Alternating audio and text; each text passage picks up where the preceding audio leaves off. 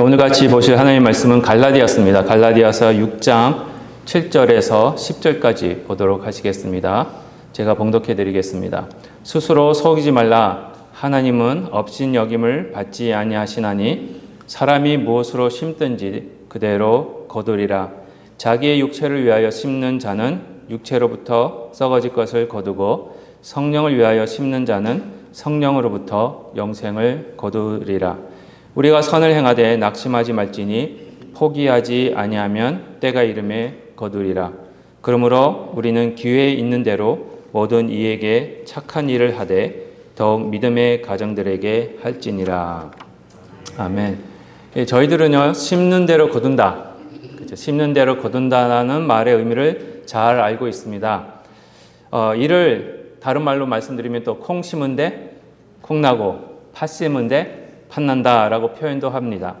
이처럼 세상 사람들도요, 사람이 어떻게 살아왔든지 그 삶에 합당한 결과를 나중에는 거둘 수밖에 없다는 사실을 잘 알고 있습니다. 오늘 본문이요, 이 사도 바울은 이런 원리를 오늘 본문에서 잘 이용하면서 교회인 저와 여러분들이 무엇을 심어야 하는지를 분명하게 보여주고 있습니다. 오늘 본문에서 특히 사도 바울은 이 갈라디아 성도들에게 육체를 위하여 심는 것과 성령을 위하여 심는 것을 이렇게 서로 대조하면서 분명하게 보여주고 계시고 각각 그 결과가 무엇인지를 또한 설명하고 계십니다. 육체를 위하여 심는 자는 결국 썩어질 것을 거두게 되고요. 성령을 위해서 심는 자들은 성령으로 영생을 거둔다고 말씀하고 계십니다.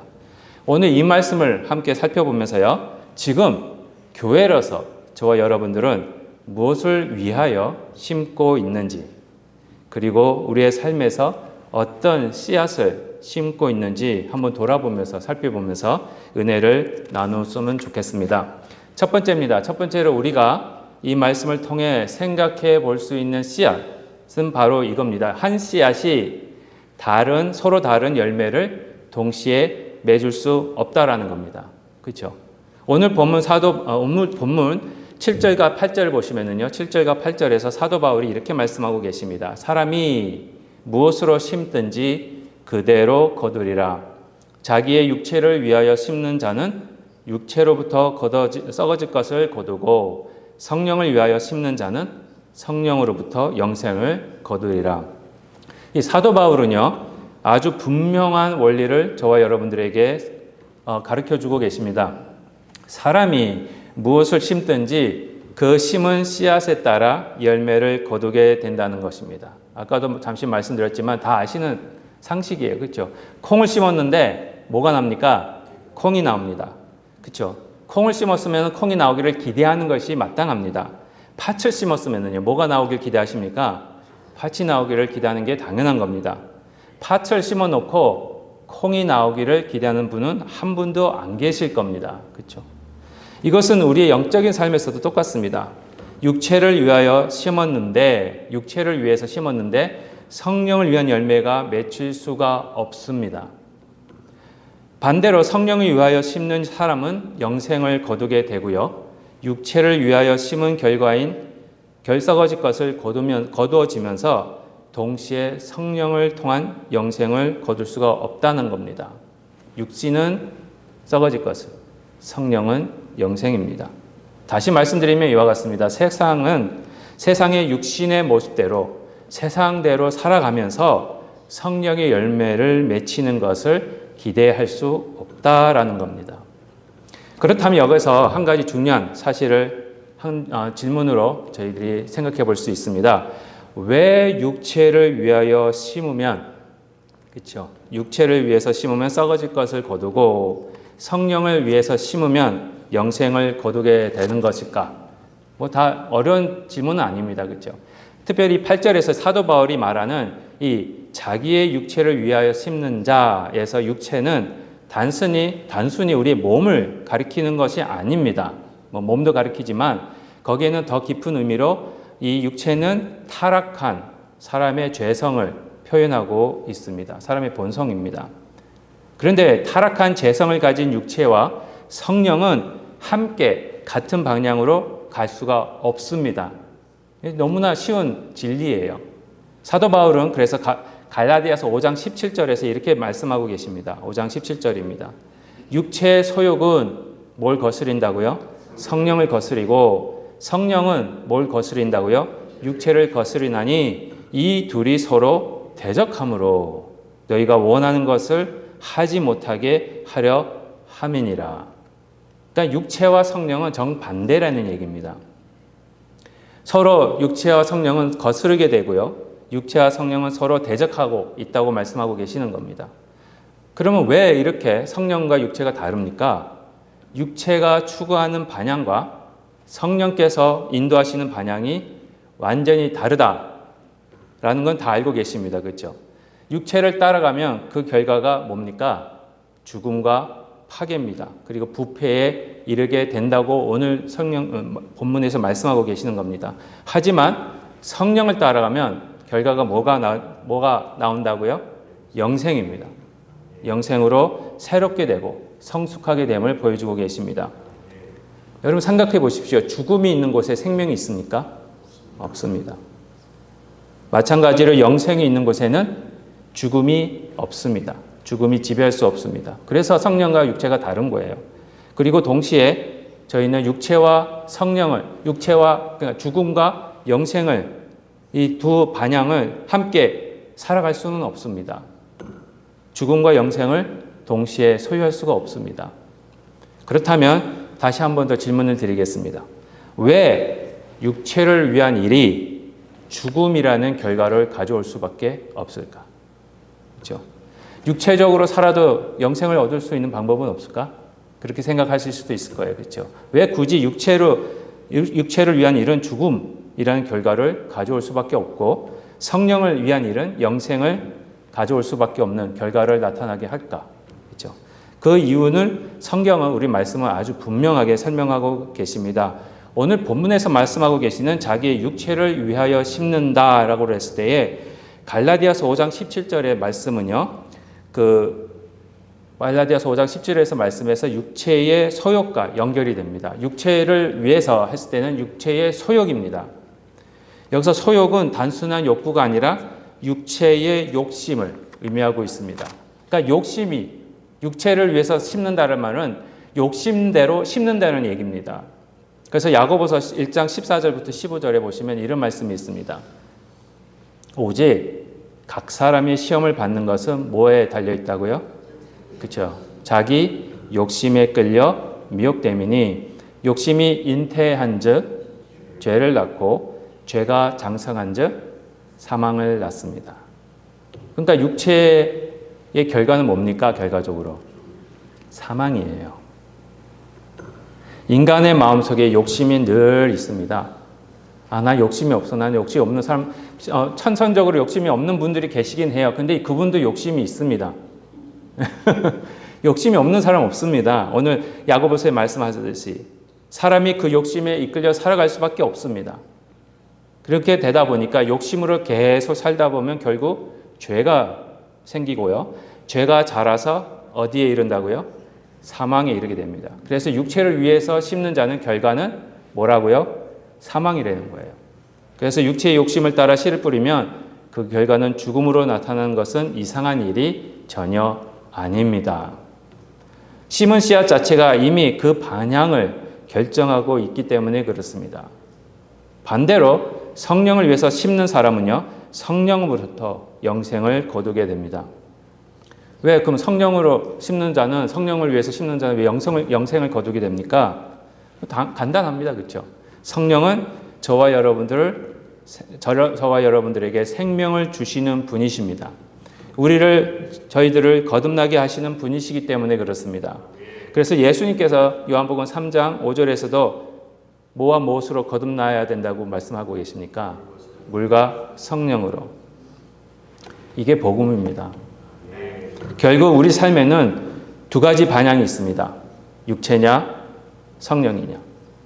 육체의 욕심을 따라 심느냐, 아니면 성령을 위하여 심느냐. 둘 중에 하나입니다. 뭘 안 심고 계시는 거 아닙니다. 지금 다 심고 계세요. 숨 쉬고 살아가는 동안은 다 심을 수밖에 없습니다. 그러면 여기서 심는다라는 의미가 또 뭐가 있을까? 심는다라는 의미를 한번 생각해 봤으면 좋겠습니다. 씨를 심는다라는 것은 단순히 한 번만 행동하는 뜻이 아닙니다.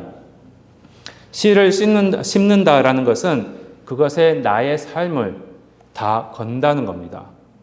나의 인생을 다 바친다는 소리예요. 말 그대로 all-in 하는 겁니다. 내 모든 시간과 정성과 생각과 마음을 다 그것에 쏟아붓는 겁니다.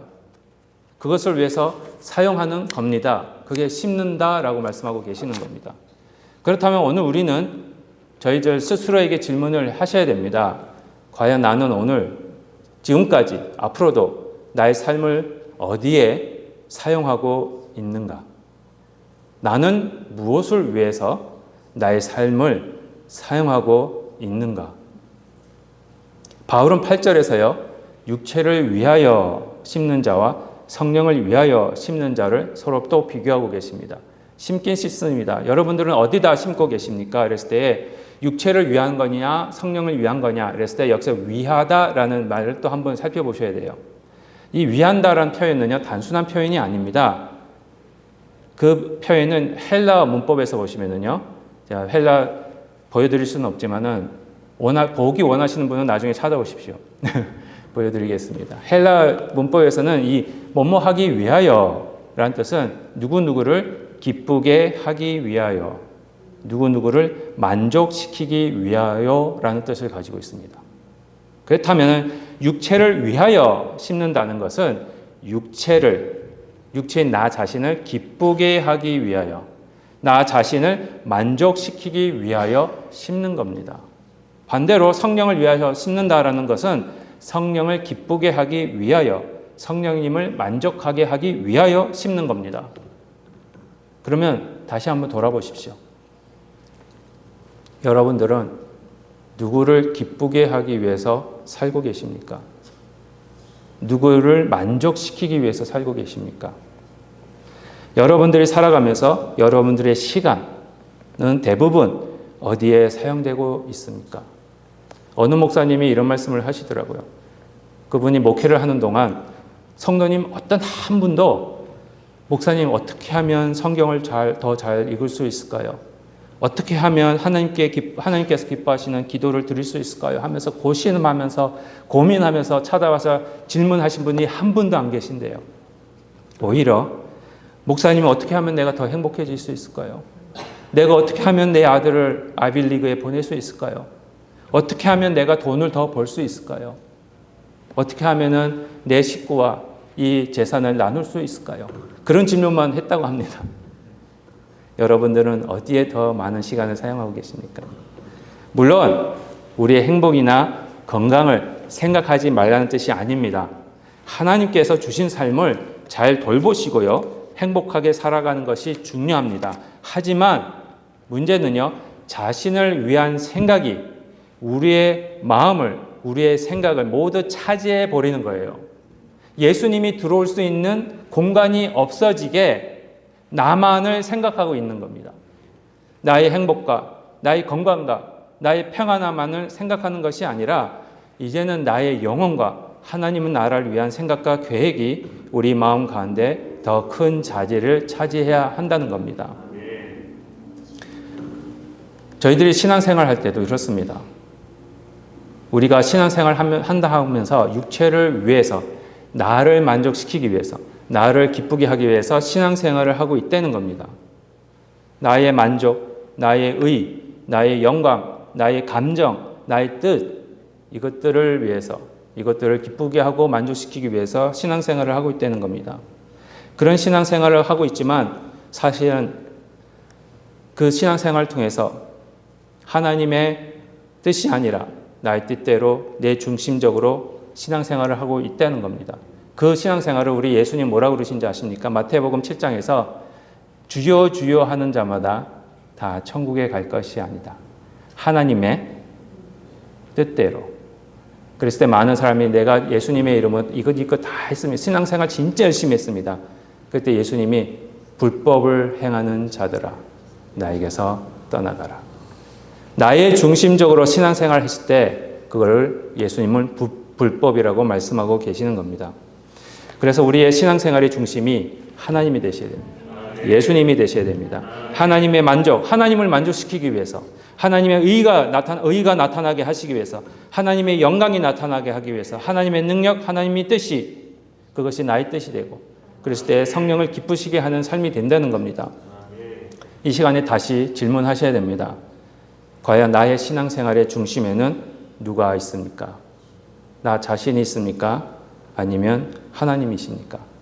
나를 만족시키기 위해서 신앙생활을 하고 있습니까? 나를 만족시키기 위해서 교회에 나와서 예배하고 계십니까? 아니면 하나님을 기쁘시게 하기 위해 신앙생활을 하고 계십니까?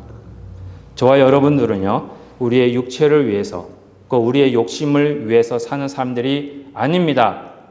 사도 바울은 갈라디아서 5장 24절에서 분명하게 이렇게 선언하고 계십니다. 그리스도 예수의 사람들은, 여러분들은 그리스도 예수의 사람이라고 생각하십니까? 우리 전도사님만 그렇게 생각하시는 것 같아요. 다시 여쭙겠습니다. 여기 계신 모든 분들은 한번 심각하게 한번 생각해 보십시오. 나는 그리스도 예수의 사람인지. 여러분들은 예수 그리스도의 사람들이십니까? 네. 예, 그러면 이렇게 하십시오. 육체와 함께 그 정욕, 탐심을 십자가에 못 박았습니다.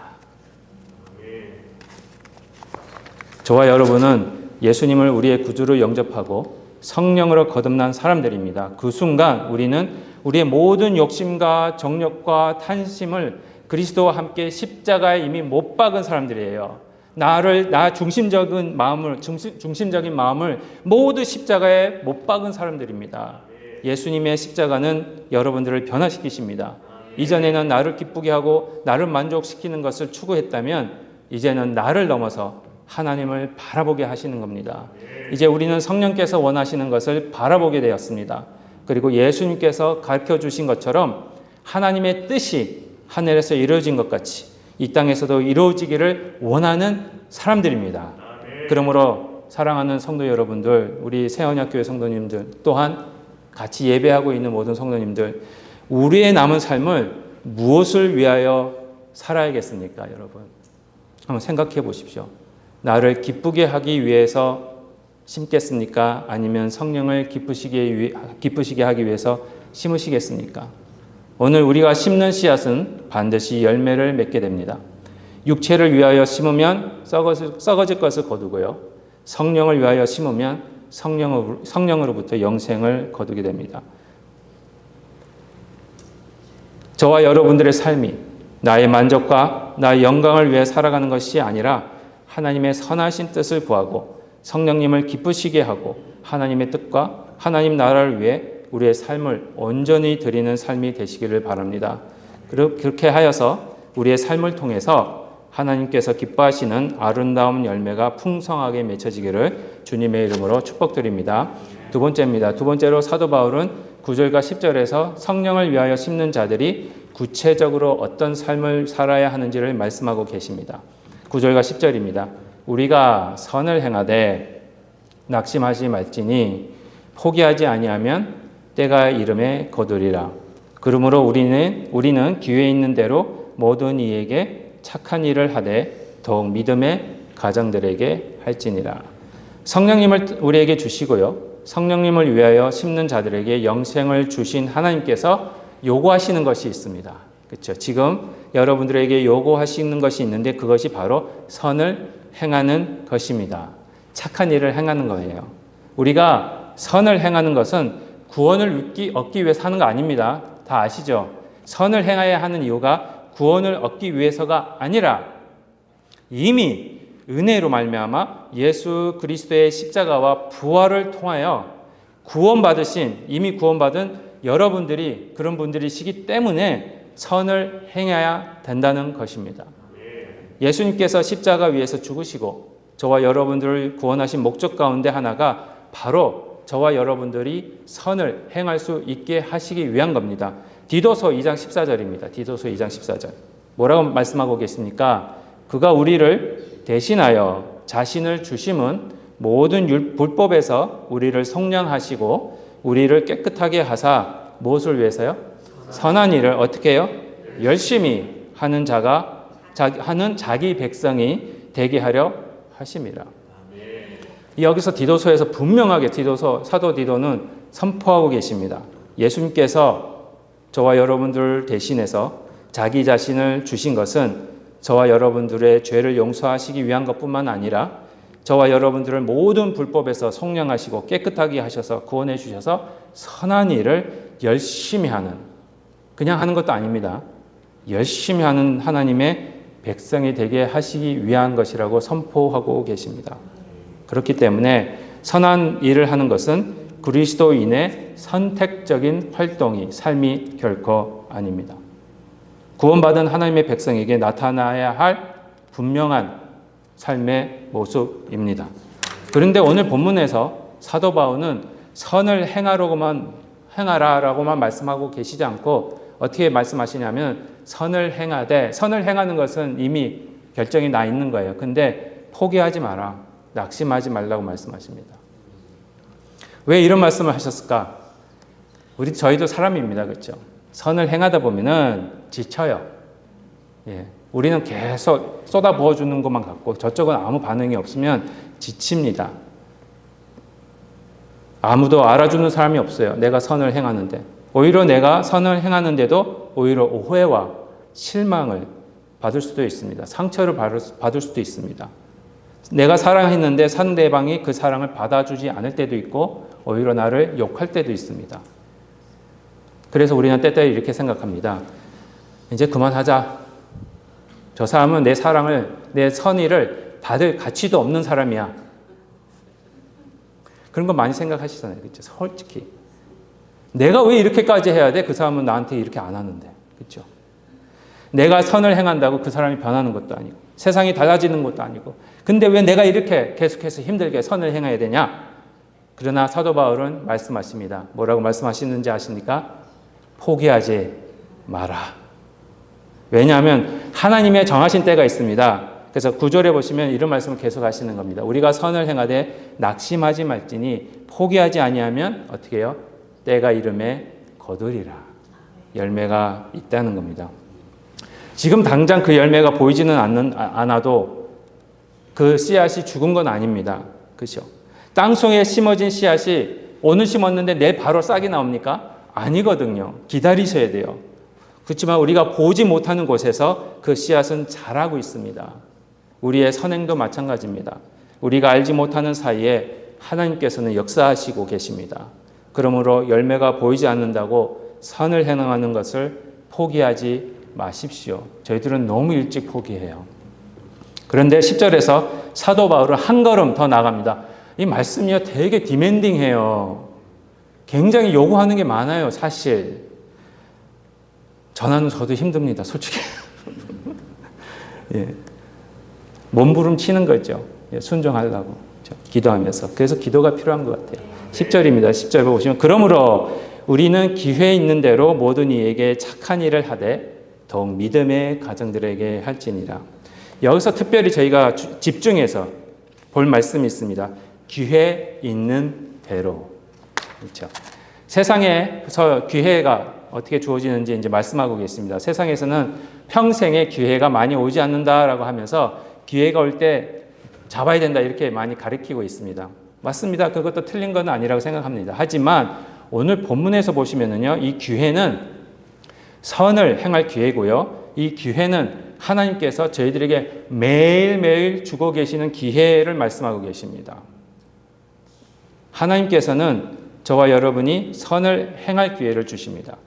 그것도 특별한 날에만 주시는 것이 아니라 평범한 날에 매일매일.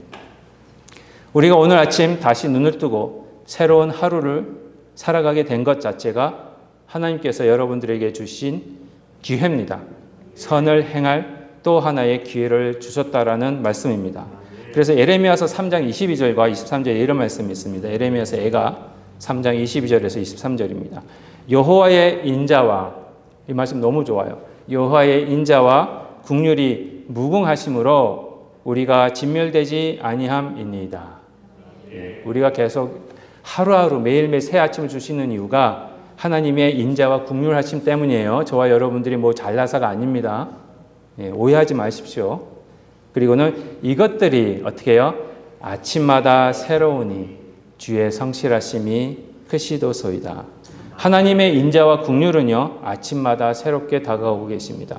하나님의 성실하심은 오늘도 저희와 함께 하십니다. 그렇기 때문에 우리가 아침마다 새로운 하루를 맞이한다는 것은 단순히 저희의 하루가 삶이 생명이 하루 연장됐다는 것이 아니라 기회가 하나 더 주어졌다라는 의미입니다. 하나님께서 오늘도 우리에게 선을 행할 기회를 주신다는 것입니다. 오늘도 누군가를 사랑할 기회가 있습니다. 오늘도 누군가를 격려할 기회가 있습니다. 오늘도 누군가를 도와줄 기회가 있습니다. 오늘도 복음을 전할 기회가 있습니다. 오늘도 하나님의 말씀을 삶으로 나타낼 기회가 있습니다. 문제는요, 하나님께서 기회를 주시지 않는 것이 아니라 앞에 놓여 있는 그 기회를 우리가 알아보지 못하고 있다는 거예요. 볼 수 있는 자는 축복된 자들입니다. 그리고 사도 바울은 선을 행할 대상에 대해서도 분명하게 말씀하십니다. 10절에서도 계속해서 그러므로 우리는 기회 있는 대로 누구에게요?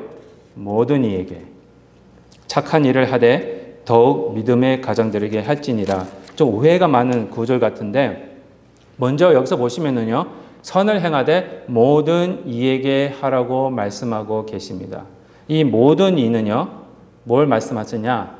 우리가 예수 믿는 자로서 선을 행할 때 경계선이 없다라는 겁니다. 믿는 사람이든 안 믿는 사람이든 나와 가까운 사람이든 모르는 사람이든 나를 좋아하는 사람이든 나를 좋아하지 않는 사람이든 다 선을 행하라는 겁니다. 그리스도의 사랑과 하나님의 은혜를 나눌 때에 우리의 마음에 경계선을 세워서는 안 됩니다. 우리가 가장 많이 하는 실수가 이거예요. 여기까지만. 그렇죠? 우리의 선한 일을 하는데 여기까지만 하면 됩니다. 이 사람까지만 하면 됩니다. 그런데 사도 바울은 이어서 이렇게 말씀하십니다. 더욱 누구에게요? 믿음의 가정들에게 할지니라. 이 말씀을 많이 오해하시는데 믿음의 가정들만 하고 안 믿는 가정은 안 해도 된다가 아닙니다. 앞에 모든 이에게 먼저 말씀하시고 더욱 믿음의 가정들에게 할지니라 하실 때 사도 바울의 의미는 저희가 선을 행하는 대상을 믿음의 가정으로 제한하려는 것이 아닙니다. 오히려 모든 사람에게 선을 행하되 더욱 믿음의 가정 안에 있는 사람들에게 더 구체적으로 바로 망설이지 말고 해라는 소리입니다. 왜 그렇습니까? 교회는 가족입니다. 전 몇 주 전에 갑자기 그런 생각이 들어요. 저는 솔직히 여러분들 앞에 이제 회개합니다. 솔직히 저는 목사와 성도로 생각했습니다. 아주 조직적으로만 생각했어요. 나는 목사고 여러분들은 성도님들이고 내가 할 수 있는 것만 하고 딱 끝나면 끝이다. 근데 몇 주 전에 하나님이 그런 말씀을 주시더라고요. 아니다. 이 사람들은 너의 가족이다. 얼마나 회개했는지. 제가 가족을 너무 멀리했던 거 아닌가. 그런 마음을 주시더라고요. 교회는 단순히 같은 장소에 모이는 사람들이 아닙니다. 우리는 그리스도 안에서 하나의 가족이 되었습니다. 예수님께서 십자가에 달려있었을 때도요, 이 새로운 가족의 모습이 나타나고 있습니다. 예수님께서 왜 십자가 위에서 요한에게 자신의 어머니 마리아를 부탁했는지 아십니까? 자기 형제들이 있었어요. 마리아가 낳은 아들들이 있었는데도 불구하고 요한을 딱 지목해서 하신 이유는 이건 단순히 자기 어머니를 부탁하는 것이 아니라 가족의 범위를, 가족의 경계선을 무너뜨리고 새롭게 정의하시는 모습을 보여주고 계십니다. 새로운 언약의 가족이 시작되었음을 보여주시는 겁니다. 혈연을 넘어서 그리스도 안에서 새로운 가족이 만들어졌다는 겁니다. 교회가 바로 그 가족입니다. 그러므로 믿음의 가정에 속한 성도들이 서로 사랑하고 서로 돕고 서로 섬기는 것은 매우 중요합니다. 그러면 이제 우리에게 중요한 질문이 하나 또 있습니다. 아직 안 끝났습니다. 조금만 계시면 끝납니다. 성령을 위하여 심는 자들, 그리고 영생을 소유한 자들이 행해야 할 선은 구체적으로 뭡니까? 선을 행하십시오 하고 나가면은 그냥 막상 알고는 있는데 어떻게 해야 될지를 몰라요. 그렇죠? 먼저 하나님께 더 가까이 나아가십시오. 성령님을 따라갈 수 있는 힘을 나타내는 것입니다. 말씀을 통하여 얻은 지혜를 우리의 삶으로 증거하는 것입니다. 복음을 전할 용기를 갖는 것입니다. 우리의 이웃을 사랑하고 그들을 실제적으로 도와주는 것입니다. 그런데 하나님께서는요, 이런 일을 할 수 있는 기회를 저희들에게도 아까도 말씀드린 것 같이 이 기회를 매일 주고 계세요. 문제를 만났을 때도 그렇습니다. 때로는요, 하나님께서 우리가 성령님을 따라가는 힘을 바로 주시는 것이 아니라 그 힘이 나타나도록 어려운 상황을 허락하십니다. 말씀의 지혜를 증거하도록 해결해야 할 문제를 주시기도 합니다. 그래서 여러분들 어려운 일을 딱 당하십니까? 어려운 일이 생기십니까? 아직도 해결해야 되지 않은 일들이 있습니까? 무조건 화를 내지 마십시오. 짜증 내지 마십시오. 또 이런 일이 나에게, 아버지 왜 자꾸 나에게 이런 일을 주십니까? 짜증 내지 마십시오. 물론 어려운 일을 만나면 힘듭니다. 그러나 그 순간 이렇게 생각하십시오. 하나님께서 나에게 선을 행할 기회를 주셨구나. 또 하나님이 나를 통해서 어떤 일을 역사하실지 볼 수 있는 기회를 주셨구나. 문제가 생기셨습니까? 그 문제를 통하여 하나님의 지혜를 나타낼 수 있는 기회를 주신 겁니다. 극복해야 할 위험이 있습니까? 하나님께서 우리에게 믿음의 용기를 나타낼 수 있는 기회를 주시는 겁니다. 사랑하기 어려운 사람이 옆에 있습니까? 늘 항상 있죠. 여러분, 여기서 어느 한 분들과 저희 교회에서 부딪혀서 다른 교회 가시면 그런 분들 안 계시는 줄 알죠? 더 심한 사람 만나요. 그러니까 저희 교회 떠나실 생각하지 마세요. 저 사람 보기 싫어. 저 목사 보기 싫어. 다른 교회 가야겠다. 가 보십시오. 예. 제게 좋아하는데 더 힘든 분 만나시면, 왜냐? 그게 기회이기 때문에 그렇습니다. 감사하셔야 돼요. 왜? 내가 이 사람을 통해서 내가 나에게 주신 예수님의 사랑을 보여줄 수 있는 기회를 주시는 거구나. 이건 기회다. 황금의 기회다. 이렇게 생각하십시오. 나의 도움이 필요한 사람이 있으니까 그 사람을 섬길 기회를 하나님께서 주시는 겁니다. 그러므로 어려운 일과 문제를 만났을 때, 극복해야 할 위험을 만났을 때, 사랑하기 힘든 사람을 만났을 때, 그리고 나의 도움을 필요로 하는 사람이 곁에 있을 때 이렇게 생각하십시오. 하나님께서 오늘 지금 이 순간 나에게 선을 행할 기회를 주시는구나. 그리고 감사함으로 받아들이십시오.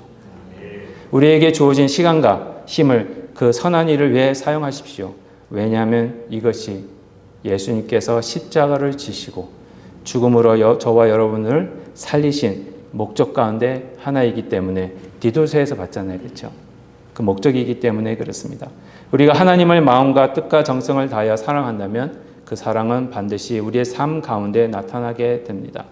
하나님을 사랑한다고 말하면서 이웃에게 아무런 사랑도 나타나지 않는다면 우리의 믿음은 무엇으로 증명될 수 있겠습니까? 그래서 야고보서는 야고보 2장 16절과 17절에서 이렇게 말씀하십니다. 너희 중에 누구든지 그에게 이르되 평안히 가라. 왜 이렇게 춥게 있어? 좀 옷 좀 입어. 덥게 하라. 왜 굶고 있어? 배부르게 좀 먹어. 하면서 그 몸에 쓸 것을 주지 아니하면 무슨 유익이 있으리요? 이와 같이 다 같이 읽을까요? 행함이 없는 믿음은 그 자체가 죽은 것입니다. 아멘. 하나님을 사랑하는 사람은 이웃을 사랑합니다. 하나님의 은혜를 받은 사람은 그 은혜를 다른 사람에게 나눠줍니다. 성령을 위하여 심는 자는 성령의 열매를 삶으로 나타낼 수밖에 없습니다. 그러므로 사랑하는 성도 여러분, 하나님을 사랑하는 우리의 마음이 이웃을 열심히 사랑하고 그들에게 실제적으로 착한 일을 행하는 모습으로 나타나시기를 주님의 이름으로 축복드립니다. 결론적으로 말씀드리겠습니다. 드디어 결론입니다. 잠시만요. 죄송합니다. 물 좀 마시고 할게요.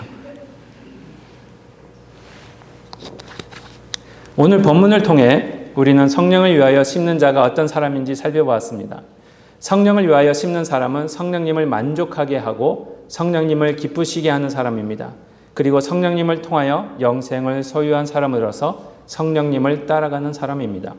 또한 오늘 본문은요, 교회인 우리가 성령을 위하여 심고 영생이라는 열매를 소유한 사람들이라면 그 영생의 열매가 우리 삶 가운데 착한 행실로 나타나야 한다고 가르쳐 주고 계십니다.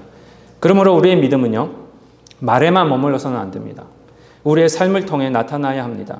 예수님의 십자가와 부활의 역사로 구원을 받고 성령님으로 말미암아 거듭난 사람으로서 우리가 소유한 영생을 우리의 삶으로 증거하셔야 합니다. 복음을 소유한 사람으로서 선한 일을 행하고 사랑을 실천하고 우리의 삶을 통해 하나님의 나라를 증거하는 것입니다. 오늘도 하나님께서 저와 여러분들에게 새로운 하루를 주셨습니다. 그리고 그 하루 가운데 선을 행할 수 있는 수많은 기회를 주셨습니다. 그러므로 그 기회를 놓치지 마십시오. 문제를 만났을 때 하나님께서 나에게 무엇을 하라고 이 기회를 주셨는가 라고 생각해 보십시오.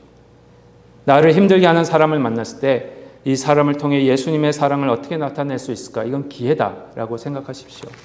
도움이 필요한 사람을 만났을 때 하나님께서 나에게 이 사람을 섬길 기회로 주셨구나 라고 생각하십시오. 그리고 선을 행하다가 낙심하지 마십시오. 포기하지 마십시오. 우리가 선을 행하되 낙심하지 말지니 포기하지 아니하면 때가 이름에 거두리라. 저와 여러분이 성령을 위하여 심는 자로서 영생의 열매를 소유하고 그 영생이 우리의 선한 행실을 통하여 다른 사람들에게 나타나게 하기를 축복드립니다. 그리하여 우리의 삶을 통하여 그리스도의 사랑이 증거되고 복음이 증거되고 하나님의 나라가 증거되기를 바랍니다. 성령을 위하여 살고 성령으로부터 영생을 얻은 자로서 오늘도 기회에 있는 대로 모든 사람에게 선을 행하는 저와 여러분이 되시기를 주님의 이름으로 축복드립니다. 기도하시겠습니다. 하나님 아버지 감사합니다.